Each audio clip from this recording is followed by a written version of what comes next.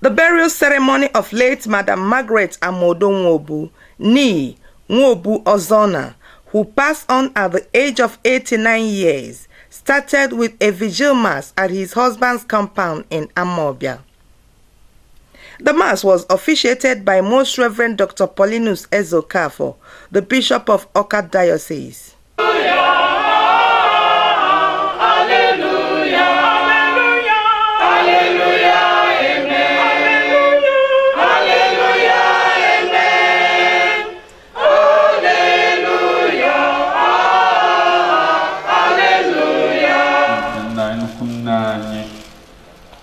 Margaret Nwobu onye ọmasị Chineke isi n'etiti anyị kpọrọ ka ọ gbara 89 ka na mgbe anyị na-ekele Chineke maka ndụ ya, ndụ onye na ndụ nke apụrụ ịnwụ anwụ wee nye 89 ọ nnukwu arọ ka ọ bụ na anyị gbakọ ka ndụ si dị ọkasị n'oge kịta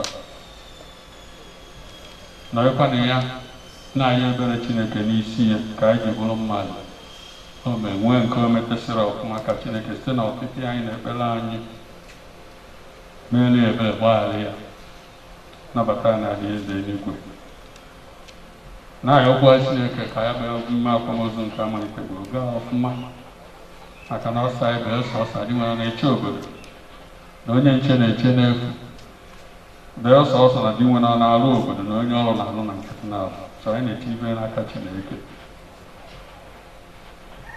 Anyị na-ekelekwa unu ihe n'wepụtara oge wee sị ka anyị bịa na misa dị asọ mgbede n'ụwa. Ka na-ekele ụzọ pụrụ iche ọ na-ebu Anayo Nnobe Hostep mmadụ ya according to him.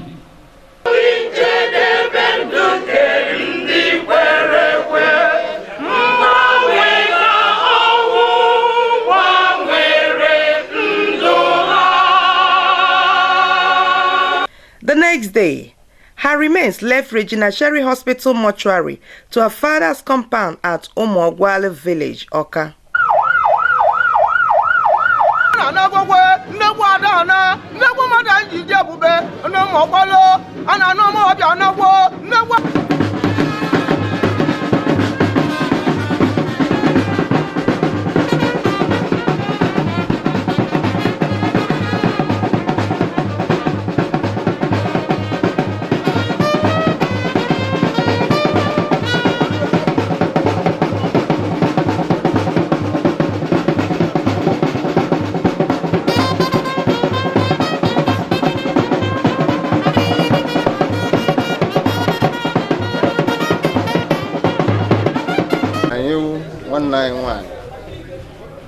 Nibo dine elisi wee kpọrọ ya wee na-ayọ ka ndị mmụọ ozi duo ya n'iji ya n'ụwa mmamụ o nwere ndị na-aga afụtakwu ma chabụ n'oge ma chabụ n'ile mana nke imecheche nnọọ iwe niile anyị nọrọ otu bụ n'aka eme iwe niile mbọ niile agbacha wee na-ayọkwa gị ka ịnọnyere anyị ma ekwu. Late Madam Margaret Amodo Nwobu was later taken to her husband's compound in Amobia for lying in state.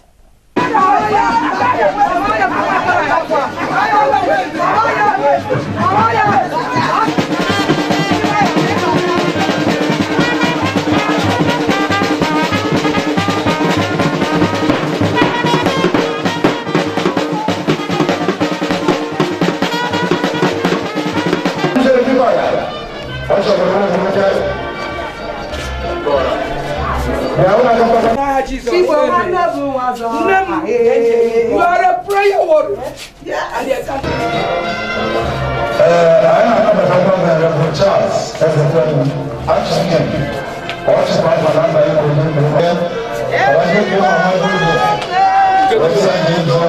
At St. Matthew Catholic Church, Amobia, people gathered for the pontifical mass of late Madam Margaret Amodo Nwobu. The Bishop of Nee Nwobu Diocese, Most Reverend Dr. Jonas Benson Okoye was also present.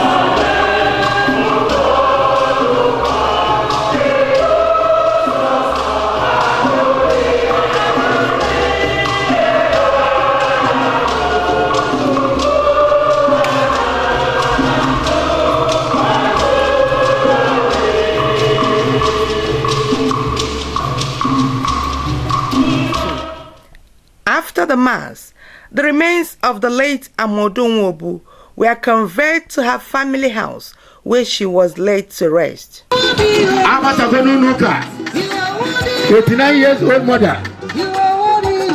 Madam Nwobu. Today now, New Year, new governor.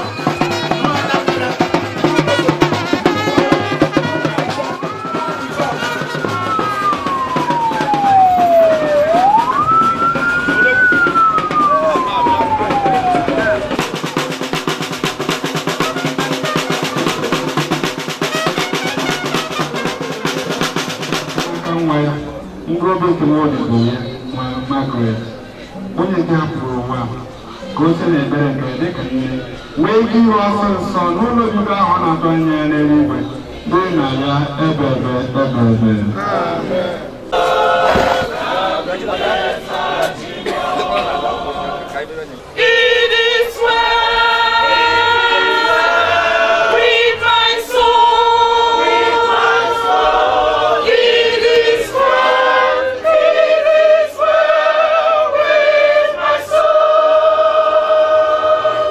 The children of the late Madam Margaret Amodo Nwobu shared their thrilling experiences with their late mother. Tanaki adu too much. Orike. Abu nwanyi onye obi ebele. Nwanyi na-abụ mmadụ n'anya. Nwanyi na-aga n'ama mgbe mkpadoro mmadụ ogborie. Nwanyi na-egbere ụmụ ya mkpa, na-egbukwelu ndị ezi mkpa. Nwanyi na-aka nnukwute ụka. Prechi nke bụ na ndị Nigerian presidents ebe. Bale awulo yin ndị leja America ebe a na-akalawo na-emelu ibe kwesị na ọ emelu welu mgbe ike gwụrụ ya. Nwa m bụ ezigbo mmadụ, Margaret Amodo Nwobu. Ọ bụ ezigbo mmadụ. Welu ụmụ ya ka ụmụ. Ma ndị ọbụrụ ya mụ. O kpọkọrọtacha ava ncha. So onye ibe legacy o debela anyị bụ ka anyị na-emelụ mmadụ mma bụ onwe anyị n'anya. Mama mụchala anyị, zụọ anyị, taa ụfọdụ n'ime anyị, zụọ anyị to the extent na anyị bụchalụ graduates. Mama m anụghị na-ene anya ọtabili onye ọbụgodị mgbe speaker, former speaker, Right Honorable Anayogo o butelie ibe ọ ya akaba arụ kechecheche onye ọbụla nọ n'akụkụ ya bụ na onye ọbụla dị. Mama m anara eli chezo, mama m ara aṅụ chezo, mama m bụ onye ekpele, mama m bụ onye ekpele, mama m na-ekpe n'isi ụmụ ya, n'isi ụmụnne, n'isi ndị nke dị iche iche ka ọ dịrịba mma. Mana Chineke jikwa amara were ogologo ndụ wee chọọ nya mma. I miss the way we play Ludo and the way we also watch movie. And sometimes the way we argue. Yeah, we do argue once in a while. After the argument, we come to a conclusion. So I do miss those things about her. About that is actually how she tells us story. Because like this story that she always tells us about how she sold food items to Azikiwe, known as Azikiwe, the former Nigerian president at Nsoka. Then also the story of how they normally run whenever they see lion on their way to Nsoka. I don't actually know how true it is, but she always say it. And she always, the Ludo part, she doesn't, like she loves Ludo. Although she preferred to play the Ludo alone. She used to play with one choco. That one choco is like an invisible being that she play with. So whenever she play with one choco, she do win. She will shoot one choco and win. Whenever she...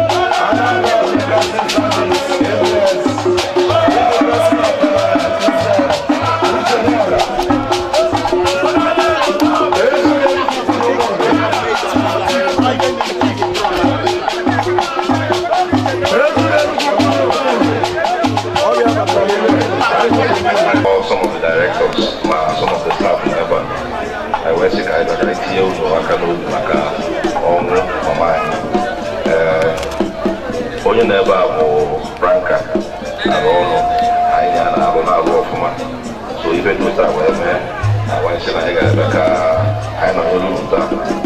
More no women when you know, but I'm not more than a bad. Ganduru, one then now.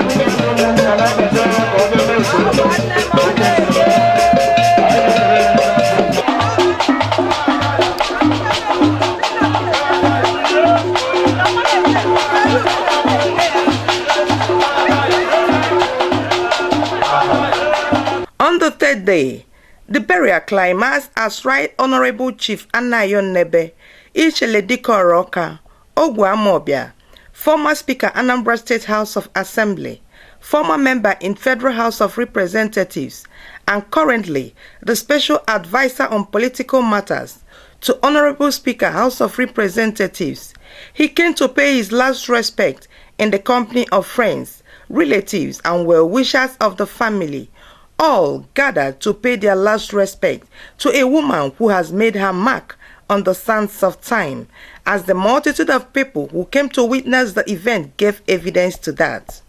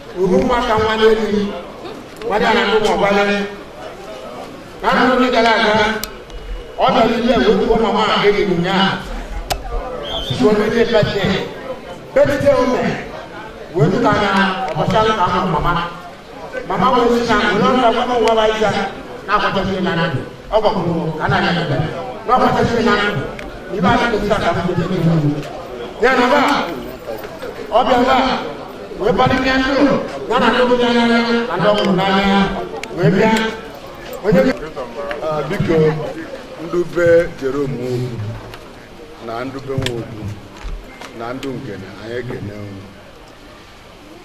Asịrị na mara ekwu okwu maka agwa m ndị ikwu nne m sị mgbe akwa na-abịa mgbalụ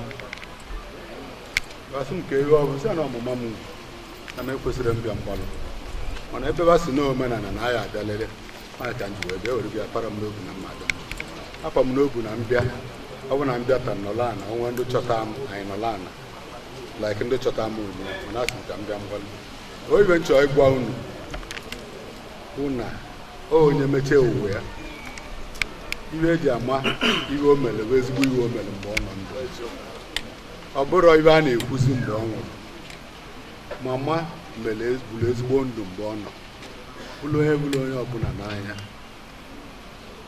bụ ụmụ ya n'anya bụ ndụ abụrụ ndị ụmụ nwanne ya n'anya n'ibe dị mkpa bụ ele ọ nọcha jebe ụmụ ya mgba mbọ kwudo n'ezigbo iwe mama mere mgbe ọ nọ ụmụ ya mgba mbọ jikodo onwe gị ọnụ maka na ọbụna eche ndụ anabago onwezikwe onye metelu ibe ọdụlụ ya mama na ọzi ya ga na-asị onye ebebe akwa onye n'ime onye mama na ọkwụzi ya bụ onwe onye mere ihe ojekwube n'ụmụ ọgbala ya bụ iwe nna bụ unu ndị ube mama ka agba mbọ so ezigbo okporo mama so ka bịa na-aga n'iru gboo elu ọdụ karịa elu ọdụ ba ndị be anyị ekene nna ụlọ ịkwa nnukwu ogologo na mma ekwuti aka ọmụghị okwulọra n'igbo anara na-echi onye ogbi okwulọra kama echi ego obele ọra eti aka na aka na-ewepụta ego mana ọ bụla okwulọra agara na-echi onye dara ego asị ka nkene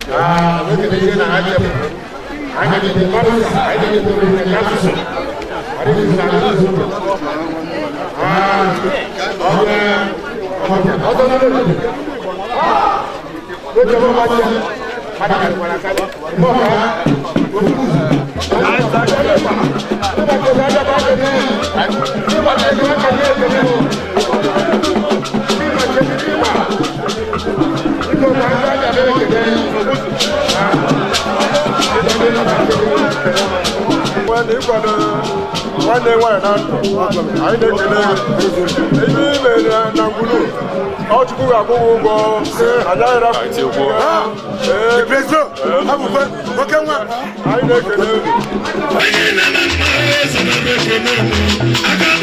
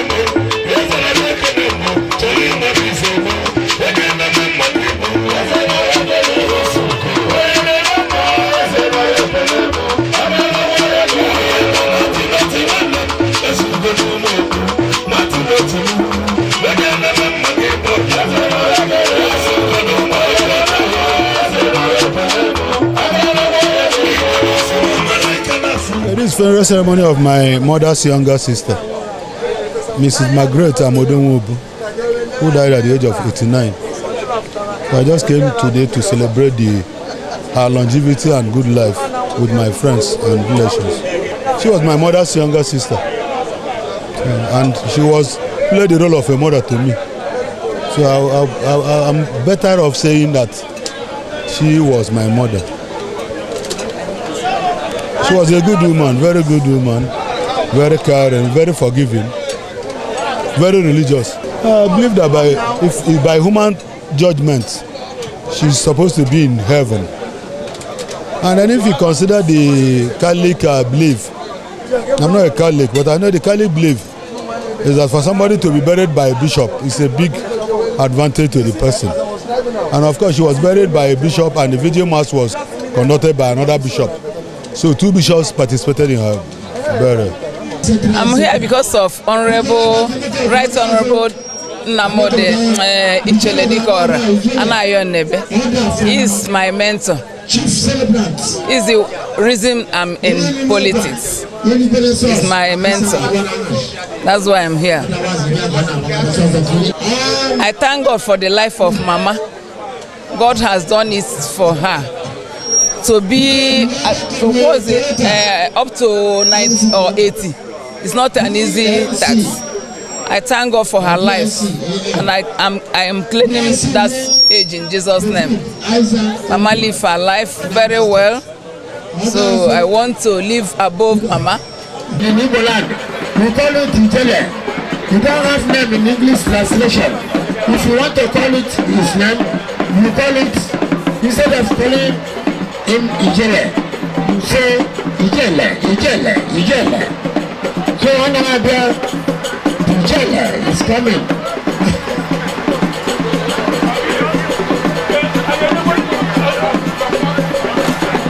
When we hear that, we are going to put down one other here,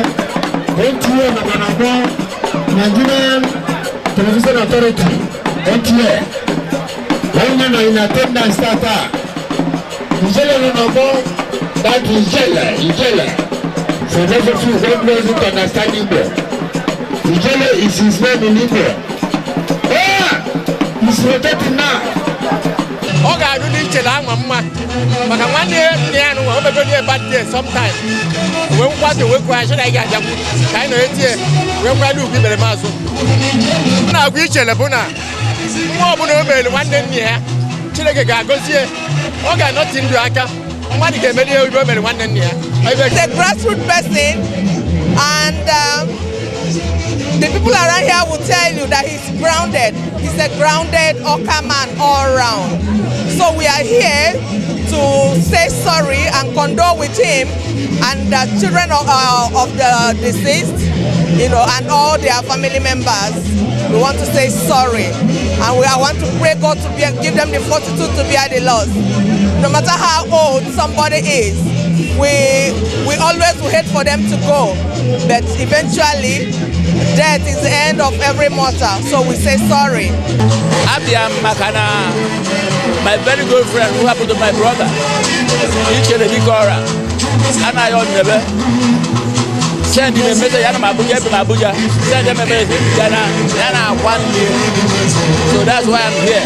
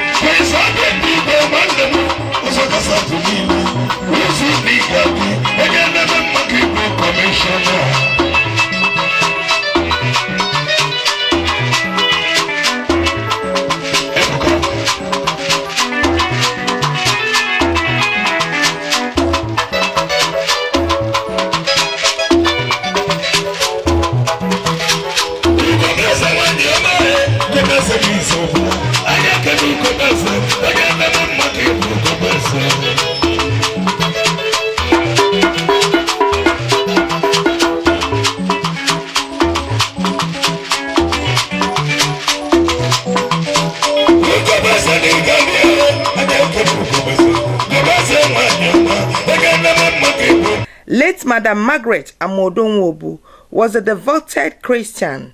She was married to late Jerome Okafor Nwobu, and their union produced 7 children, with many grandchildren and great-grandchildren.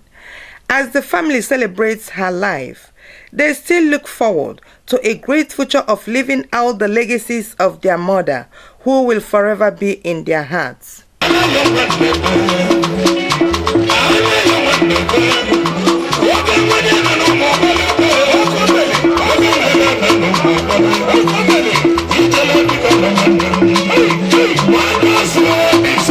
That's